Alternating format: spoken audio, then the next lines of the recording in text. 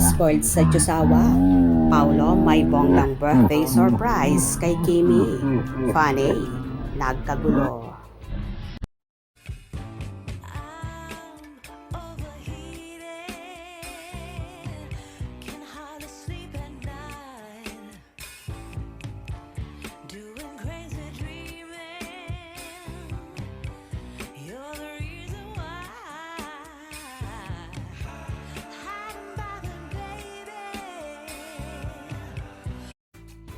Hindi magkaumayaw sa saya ang Kim Paulaja dahil kilig overload nga ang kanilang nararamdaman sa naging kaganapan sa birthday celebration ng nag-iisang Kim Chiu at syempre, pa-birthday yan ni Paulo Avellino. Sobrang ganda kasi ng venue at gayak ng naturang setup ng celebration na yon kung saan bongga daw at super spoiled daw si Kimi sa Diyosawa niya. May ilan pang nagsasabi na tila ito na nga daw ang huling birthday celebration ni Kimi sa pagkadalaga dahil may kumakalat na balita na may dalawang artista daw ang hindi pa umaamin sa relasyon pero hinihingi na ng aktor ang kamay ng aktres sa pamilya nito para pakasalan ang dalaga.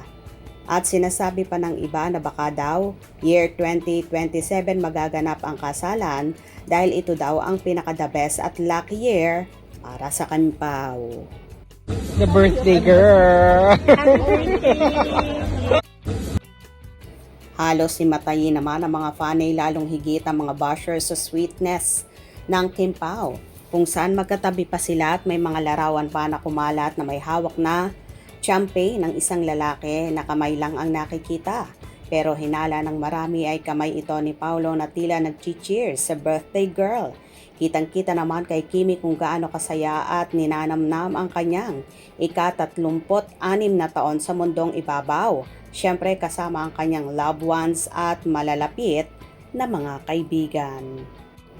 Ang paugi ng katabi ni birthday girl. Kaya nga ang gwapo ni Pau.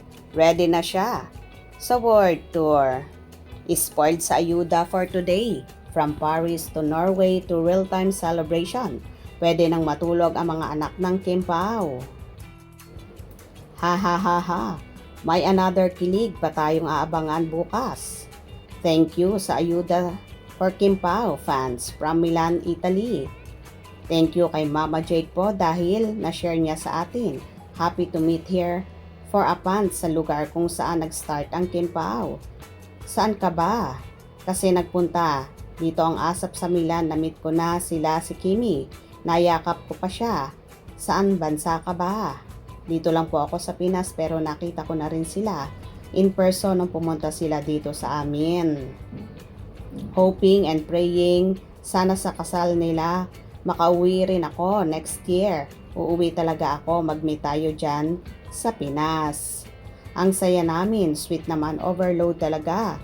Kim Pao, always still end. My happiness always. Matulog na kayo dyan, nasa Pinas. Diyan na ang hinihintay nyo, kami mamamaya pa dito sa malayong bansa. Antayin pa namin ang ibang ayuda. E di sabay-sabay naman tayong managinip nito. Ang pogi ni Papi, ni birthday girl. Uy, yay, you beside me always. Hala, hindi na secret talaga. Wow, si Pau, pikit mga bashers. Happy birthday, Kimi. Happy match. Ang pogi ng kadate mo, Kim. Tulugan na. Ha ha ha ha. So happy. Wow na wow. Happy birthday, Kimi. Katabi mo si Paulo. So pretty much, Kimi, at ang pogi ni jowa mo. Enjoy your day. Hi, sarap matulog ng masaya. Happy birthday, Kimi Ayi. At last, you beside me on my birthday. Oh my God, happy na birthday pa with Pau. Di na kami natulog ng pinsan ko. Gusto ko, gagabihin na kaming di matulog. Happy birthday, adorable Prinsesa Kimi. Happy kaming makita kayo ni Pau. You beside me forever. God bless you all. Si Pau kaya ang nagpa-organize ng party na yan. Baka yan ang regalo ni Pau kay Kimi.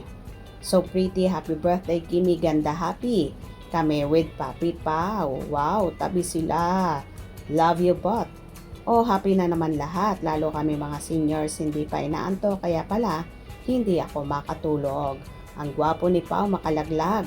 Saya ni Kimi sa birthday niya na may gwapo. O di ba? Halos maloka na nga ang mga funny sa mga payudang kumalat sa social media na so sweet talaga. At napaka-spoiled nga daw ni Kimi sa Jusawa dahil mukhang si Paulo ang nag-organize at pa-birthday nga niya ito sa kanyang prinsesa. Hope you enjoyed. Please subscribe for more info.